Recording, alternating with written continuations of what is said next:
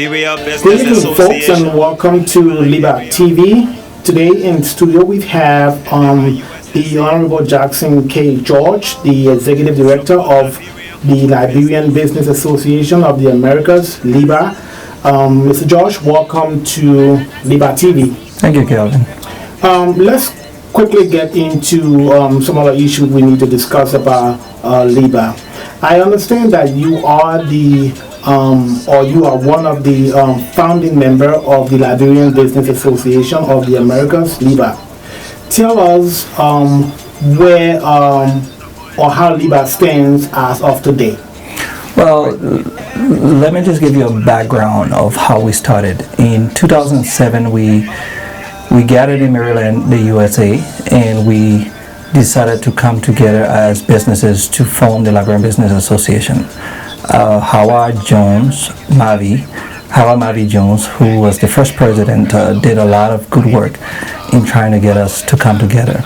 That union did not stay together forever. We were finding it very difficult to find businesses to come together in the Maryland area. So in 2016, we decided to come to Minnesota, organize the Liberian Business, re-establish the Liberian Business Association, and today we have what is called the Liberian Business Association in the diaspora. Thank you very much.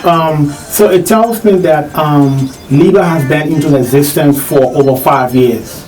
What is the mission and purpose of the Liberian Business Association? The mission is simple. Liberian businesses in the diaspora, we come together to network to care for ourselves in ways that we've never done before. The second thing is, how do we participate in the growth and development of our country? So there's two folds here. One is to deal with Liberian businesses in the diaspora and how to network. First, we need to identify Liberian businesses. We're all over the place. We need to make sure that Liberian businesses have some kind of a safety net in terms of insurance, in terms of legal services, in terms of getting Liberians to support Liberian businesses. So that's the first reason we gather together. So this network of businesses, our goal is to keep it within network. If we don't have the services within our network, then we can go outside of our network. And so that's what we're doing. For now, we have businesses ranging from legal services to dentistry, manufacturing, media. We got all kinds of Liberian businesses in the diaspora. Now, how do we translate that, the kind of energy and the kind of passion and expertise we have into helping our motherland? And that's one of the things that we are working on in terms of using our expertise, taking our expertise back to Liberia to ensure that we are part of the growth and development of our homeland.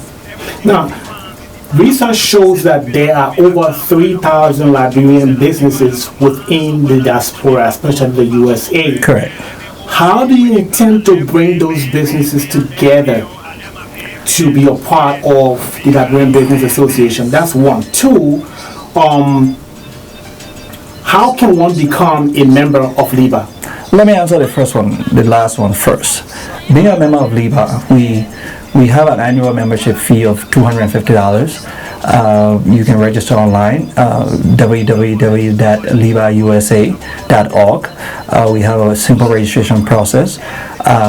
Once you become a member, you have access to a database of Liberian businesses. You can market your product to Liberian businesses.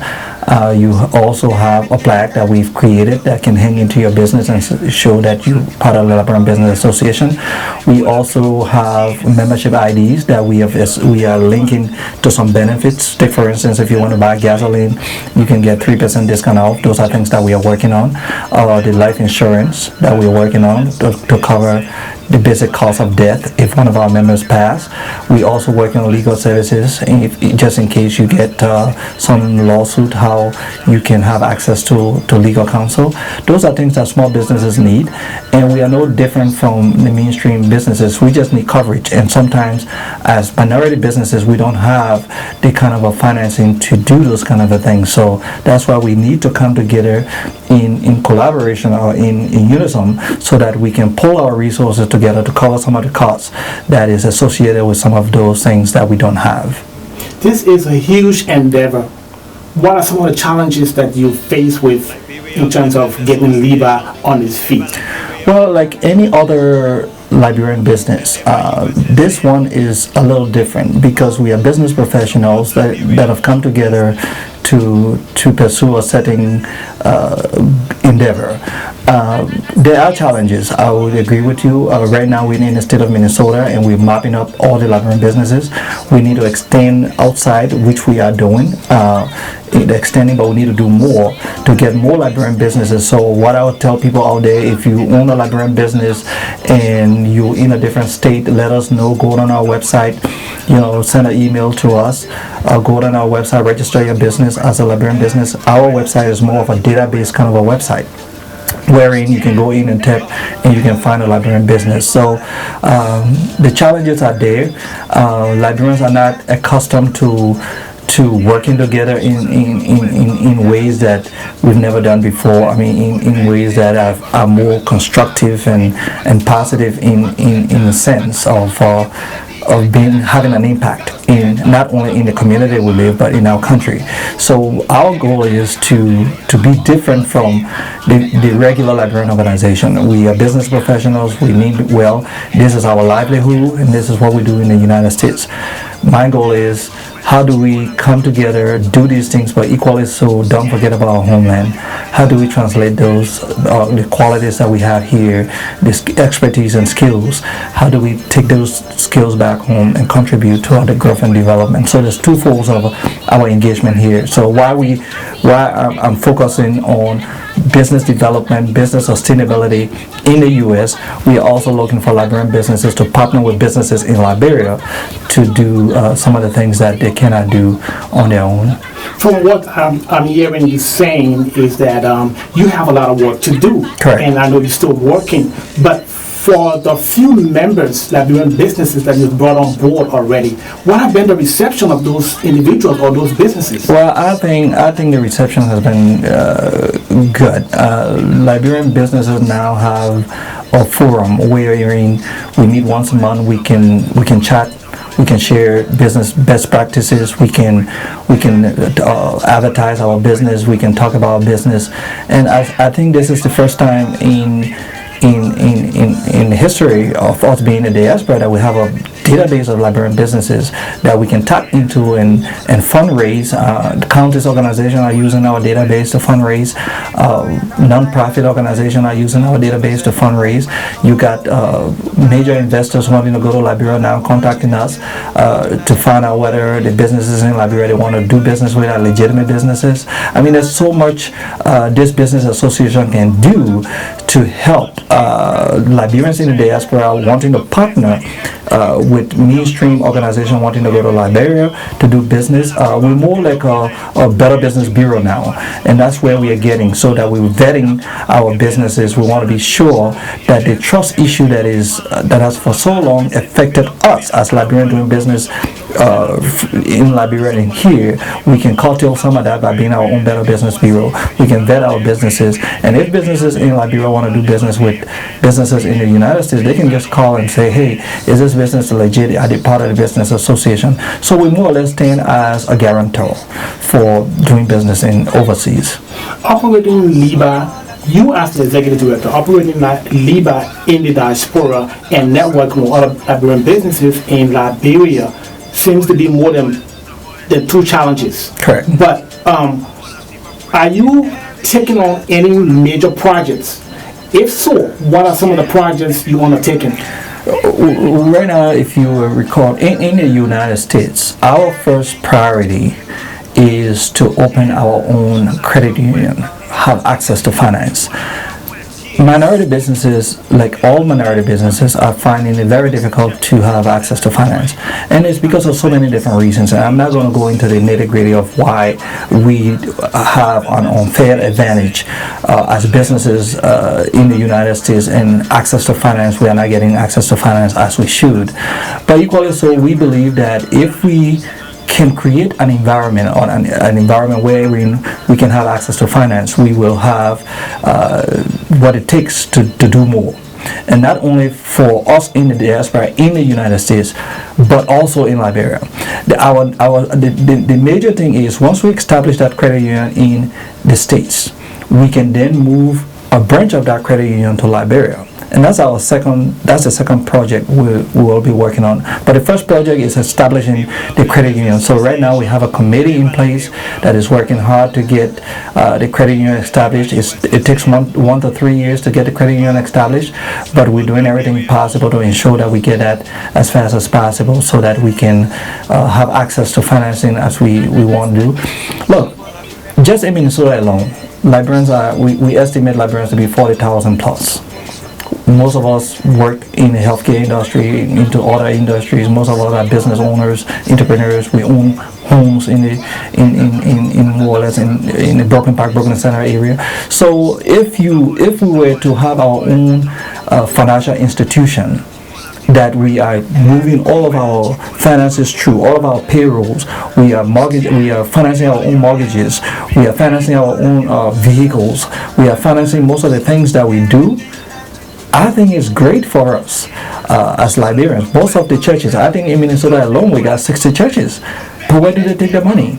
The money is going into the banks that are not, in turn, supporting our causes. So now if we establish our own credit union, where all these churches and all these businesses can put our money in, maybe every year we can donate $1 million to some healthcare project in Liberia, or some poverty reduction program in Liberia, or so many things we can do. So the Business Association is focused, and so that's our main project that we are working on. I think we want to focus on this because this is the bridge between us and success. This is the bridge between us and growth, because without finances we can't do that. And I think we have an unfair advantage when it comes to crediting and other things. So we are just trying to look at how we can be financially solvent, in a sense, in terms of how we relate to the banking institution, and how we can loan to ourselves and do the things that we want to do here and abroad. I want us to talk about the relationship between LIBA USA and LIBA Liberia, but just briefly go back to the credit union issue. It takes time, it takes planning, and it takes financial support to meet these challenges and open a credit union within the USA. Correct. Where do you get your funding from, or how do you expect to get funding to undertake these huge projects you're talking about? Well, right now we have a very brilliant team. James Nakala, who one of our largest distributor. It's a Liberian. You will be surprised to know that Liberians are distributing products to major grocery stores in the United States. He's the chairman of that committee. He was appointed chairman of that committee. And we got other Liberians that he's working with, Kula Parker and other people. But you're right. The first challenge is to have 3,000 individuals filling up a form and donating $25. So we need 3,000 signatures and $75,000, and so we're working on that. And that should not be a difficult issue if we have 40,000 Liberians in the States. But the credit union is not limited to Liberians. It's called the Lone Star Federal Credit Union, and so you can understand that the Lone Star is something that Liberians will be able to relate to. But notwithstanding, this credit union is not just a Liberian credit union. We want to make it an immigrant focus center credit union that immigrants in the United States can have a place where they can relate to, where when they get into that credit union they will see people of themselves, and we want to make it more credible. We want to make it, we want people to trust that we can do the same thing that others can do. I'm glad you mentioned that, because I remember a couple of days ago I spoke with a Liberian regarding this credit union, and that person was telling me that this is going to be a Liberian run or own credit union. So in other words, what that person was telling me was, it's going to be all Liberian working in there, and it's going to be run the Liberian way. I'm glad you mentioned that, and you made some clarification on that. So you want to expand on that? Sure. One of the things that I see here in Liberia is that Liberians don't trust Liberians. And you will find a Liberian trusting a Lebanese or Nigerian or Fula before he would trust his own Liberian. Well, we have to pass that point. They are good Liberians. Our businesses are run in the United States. Most of us do not run our businesses as Liberian business. But notwithstanding, the credit union will not be only Liberian working there. Our manager could be totally different. So we are diverse. We believe in diversity, and so we're not going to just make this a Liberian credit union. No, the Lone Star Federal Credit Union is a community credit union, and it will reflect the community in which we live. I know this is a collaborative effort. Correct. So meaning that you will be working with the Liberian Business Association in Liberia, likewise the Liberian Business Association membership within the diaspora, specifically the United States. Correct. Now, what is the relationship between you and the Liberian Business Association in Liberia? In 2016, in October, when we launched the Liberian Business Association, and at our launching program, we invited the Liberian Business Association in Liberia, and one of the working section we had was to come up with a memorandum of understanding, and that memorandum of understanding was to bring us together in ways that we never thought about. In how can we relate with LIBA Liberia? What would be the function? So one of the benefits that we look at is if a Liberian business is on this end and wanting to go to Liberia to do business, the best place to start is with LIBA Liberia. LIBA Liberia function will be to make sure that Liberians leaving from the United States wanting to do business in Liberia, we have access to their offices. Make sure that the land, if you want to purchase a land, that the land is from the legitimate owner. You want to make sure that the deeds that they are working on are legitimate deeds. You want to make sure that you can register your business as easy as possible and get some of the financing that you need. So that was one of the things that we wanted to do. On the flip side, the memorandum also indicated that LIBA USA will work with Liberian businesses wanting to purchase or do business in the United States. So if they needed visas, we'll advocate for their visa, send them a letter of invitation. If they needed specific products, we will look for the product on the side and shift them into the right direction of where to go and how cost effective it is. So those are the kind of things, the working relationship. We also talk about how we can enhance the capacity in Liberia. So LIBA is working on a computer lab, a computer center in Liberia, wherein Liberian businesses can go to that computer center, access information from this end. We have asked them to do a complete data collection of businesses in Liberia. So we'll be working on how they can collect, because right now you go to Liberia, you can find, there's a Liberian registrar that is there. You got the Liberian Revenue Authority. You can pull data from everywhere, but if you went to Liberia and say, I need to pull Liberian businesses, not there. So we got to help them build the capacity. I strongly believe in institutional building, and if we can help LIBA build the kind of institution that they need down there, it benefits us in the diaspora who want to do business in Liberia. So it's a kind of a marriage that is needed. LIBA Liberia was founded by an act of national legislature, so but we are an independent body, so we are not a branch of LIBA Liberia, but we are partners, and so we see it from that end. I think capacity building and strengthening the Liberian Business Association in Liberia would be a huge plus for you as the executive director working on LIBA here in the U.S. But at the same time, from my understanding, I got information that you took a fact-finding team to Liberia. Can you tell us a little more about that? We've taken about 3 different delegations to Liberia. And on our first fact-finding mission, the goal was to look at the healthcare industry, which we did. Ebola exposed Liberian healthcare system. We found out that the healthcare system needs a lot of work. One of the things that I do not believe that the government of Liberia should do everything. I do not believe government should be the largest employer either. And if government were to build all the hospitals, all the roads, and all the clinics, and all the shops and everything, then we got a socialist state. I believe businesses should do more. The private sector should drive the Liberian economy.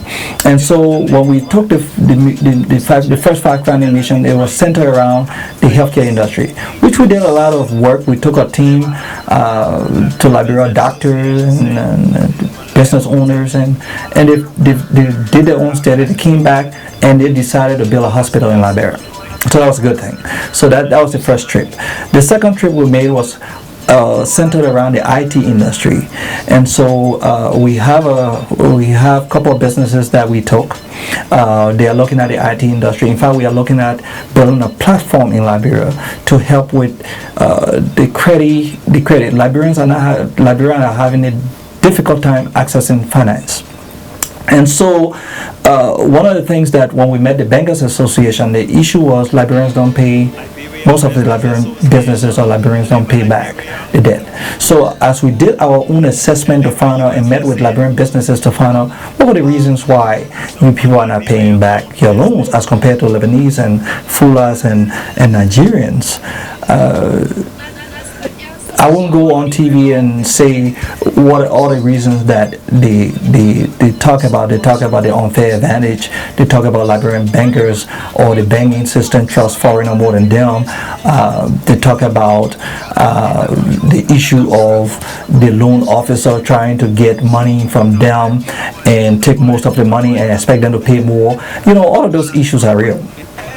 But for me, I saw an opportunity at that point. Now, why don't we build a platform that all the banks can access? So if I went to LIBA as a business person, got online, applied for a loan, all the banks can access my application, and then the one with the best rate, I can go with that. But one of the things that we also found out was the banks, in terms of how do you measure how many loans have you given to small businesses, or how many loans you're giving, how long it takes to process a loan and other stuff. We found out those things were difficult. So we're working with a company here that will build a free platform. We're not saying give us money. We're saying we want to help Liberia. We want to do business in Liberia, but the way we know how to do business is the way we do it here. So what we want to do is to build a platform that the banks can communicate. I think they started to do that now, but we want to build a platform, a credit platform, where Liberians can go in, the banks can track, that whatever, when you take a loan and you default on your loan or you don't pay, the banks can track that faster. We want to be able to make sure that banks are doing a due diligence, ID card check. So when you put your name in, you have two forms of ID. We will pull that information from the business registry. LRA is there. We will be, the platform that is being built can also send report to the National Bank, so that the National Bank policies and procedures can be enforced. I mean, there's a lot of good things that are coming. I'm not an IT person, but the company that we're working with, the Liberian company that we're working with, very, very knowledgeable about this system, and we are looking at how we can put something like that in Liberia. Now, the question is, are they willing to be open to something like that? And so our goal is not to go in and say, hey, you don't know what you're doing here. Our goal is to say, look, you've been doing this. How can we help? We're willing to help. We're not asking you for money to build a platform. What we're asking you to do is to allow us to build a platform, and so that it can be user-friendly, so that small businesses can have access to financing, and you can be able to track your finances and know how it is. You can be able to track and see how long it takes for one business to get a loan, or if the loan was denied, why was the loan denied? And those are things that we are working with. And the last fact-finding mission we took was also geared towards the manufacturing industry, and we found out that if you look at, when you talk to James, who is a distributor, he buys his gari from Togo, he buys oil from Ghana, he buys all the product that come here don't come from Liberia. And so our goal is, why is it that we don't have manufacturing plant in Liberia?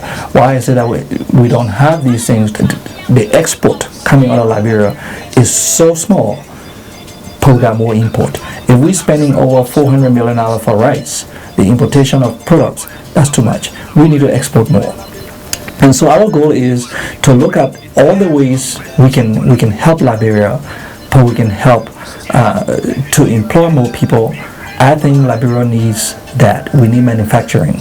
And so if we can put plants in Liberia, we can build a hospital to take care of the healthcare needs. Look, poverty is a disease. And you know, people will say Liberians are corrupt, Liberians are that, but poverty is a disease. And so the goal is, how do we try to eradicate poverty? How do we try to get a middle class so that we can have a lot of Liberians working?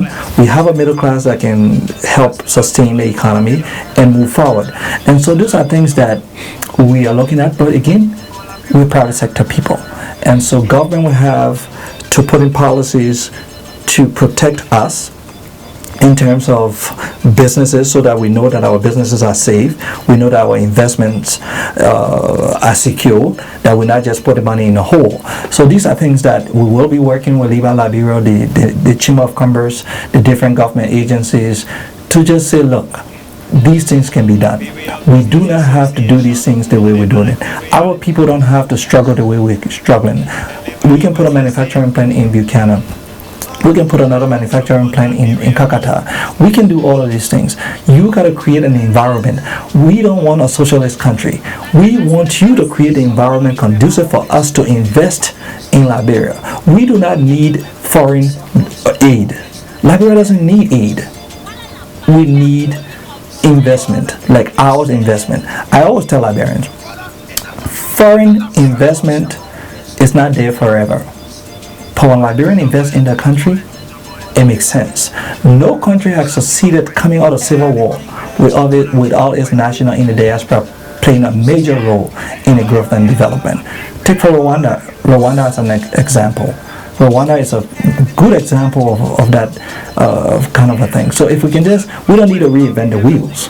We just need to adapt to what is working. And so I think it takes government, it takes civil society, it takes the business community, but I think Liberians have to be real. Liberians have to be real about this development. We talk too much, but we don't put our money where our mouth is. We blame everybody for everything. And as soon as they put you into that position, you fall short of the same thing. And so I think Liberians need to get this aha moment. Let's put Liberia first in whatever we do. Our country is too small. We have a lot of resources, but we cannot always depend on aid to develop our country. Aid will never develop our country. And so as Liberians who have lived in the United States for a long time, and see our country as a place where we could do more as Liberian businesses in the diaspora, I think we need to do more. And my goal is to push Liberian businesses to give them an idea of what Liberia looks like. So as much as I can take more delegation to Liberia, more trade missions to Liberia, my goal is to take as many Liberians. I've taken a Liberian who had never been home for 20 years. And he went home and he was excited and he wants to build a hospital. So we do have Liberians with money. And I'm not saying diversity is good. I like the Lebanese being in our country. I love the Fula being there. That's diversity. I'm here in the United States. I'm doing business here. Why if they say we don't want no foreigner to do business, or we don't want no immigrant to do business? We can't shut our doors to foreign investment, because it brings competition, it brings in new ideas, it brings in innovation. Those are the things that we need. Outside of that, Liberians must take the lead of driving the economy. We cannot allow foreigners to drive our economy, and that's what is happening right now. It is frustrating, but it can be changed, it can be done. And the only way it can be done, Liberia will have to break that cord of working together. We need to learn how to work together and trust each other. It's hard. We've never had that, but other countries went through the same process. We have to identify the Liberians of good quality, Liberians who trust each other, and we can start from ourselves and build that kind of a core group that can transform the private sector in Liberia. I don't think all of us need to be working for government to be able to bring change to our country. I think that's a mistake we all make. because we believe if you work for government, you can have an impact, or you can be known. You can be a businessman in Liberia and be known. You can have the same. I think you can even do more as a businessman in Liberia. And so that's where we are from the Business Association point. And as the leader of the group, my goal is to get Liberians to understand that yes, we are here in the United States. This is convenient. We can stay in our air-conditioned cars, we can stay in our cool homes and enjoy the amenities that we enjoy in this country. Our blood runs in Liberia. It makes no sense for us to be living here, enjoying all of these things, and our brothers and sisters in Liberia are struggling just because we fail to act. It is our inaction that is happening to Liberia. No Liberian is more Liberian than the other. We do not need the government of Liberia to give us grant to go home. We do not need the government of Liberia to give us money to go home or give us approve and say you got a job before we come home. We stay in the diaspora and we complain about everything that is wrong with Liberia. What are we doing to have an impact in Liberia? It's easy to criticize. We can break down a house in a day. How long does it take to build a house? It takes a long time. And that's what we are good at. We criticize our own country even when we're in the midst of foreigners. So our goal is put Liberia first. Make it a conscious decision to support a Liberian business. We do this thing out of, we just pass and go to the Lebanese store, we just pass. It's not intentional, but it's something that is we used to. We have to change our mentality. If we have to get a Liberian millionaire, we must support Liberian businesses, all Liberians, and that's where we are. And so my goal is to do the heavy lifting. Talk to Liberians to start supporting Liberian businesses. Talk to Liberians to start identifying as Liberians. Talk to Liberians to stop being negative. Look, the mind is the most powerful machine on earth, the human mind. And if you put into your mind that the country is bad and the country is this, that's all you see. If you think you're going to see a snake, you will see a snake. So if we keep putting into our mind that Liberia is bad, it's only bad you're going to see. When the Ghanaians decided to say that Ghana is the best country in the whole wide world in the 90s, you will wonder what country was the best country. But it was a mindset issue. They were preparing themselves for the Ghana that they have today. And most Ghanaians will say, Ghana is not even built. But when we go to Ghana, we understand, we see the difference, we see the changes that are made. That's the mindset that Liberians need to put ourselves in. Liberia is the best country in the world. Liberia has more resources. Liberia is so small, it has more resources. We don't need donors. We don't need donors to give us nothing. We just need to manage the resources that we have. We need a private sector to drive our economy. We need more Liberians to go home and contribute to the growth and development of our country. And so, as much as I can preach this gospel to Liberians, stay here. So most of us got kids here. Most of us got properties and other things here. We've lived our lives here. We came here as a result of the Civil War. But Liberia is our country. There's nowhere like home. And so my goal is to have Liberians going back home and contribute. It will be frustrating. Yes, after 20 years here in the United States, yes, it is frustrating every time I go home. It is. But who's going to do it for us?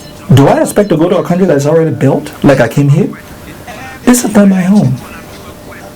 And so we have to build that country that we envisage in our minds. And that's the country that we're looking for. We can't criticize all the time. If government is of the people and by the people and for the people, then we are government. How can one group of people tell us all the time that this is it and we're complaining about this one group of people? It's our inaction that is affecting us. It's not the action of the people who do what they don't. It's our inaction as the people. And that's why we have elections.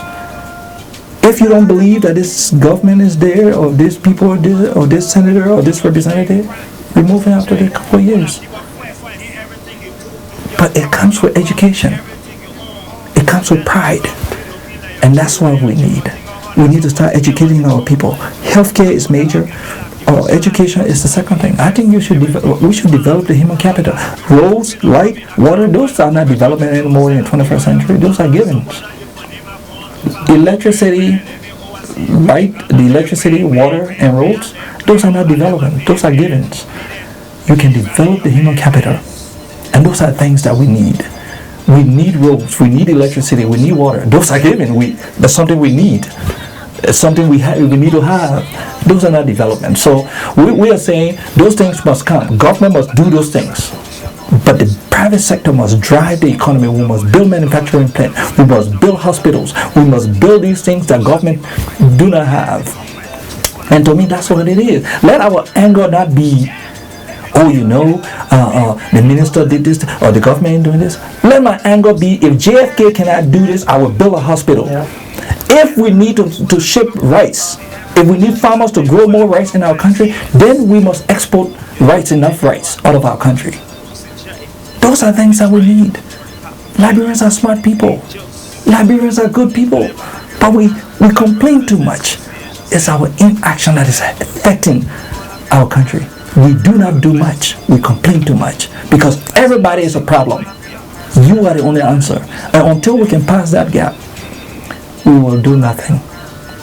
Mr. George, go ahead. We want to thank you so much. We just running out of time, but we got to bring it back into our studio and talk a little bit more about outsourcing resources and who are you going to be outsourcing some of the work that needs to be done within LIBA.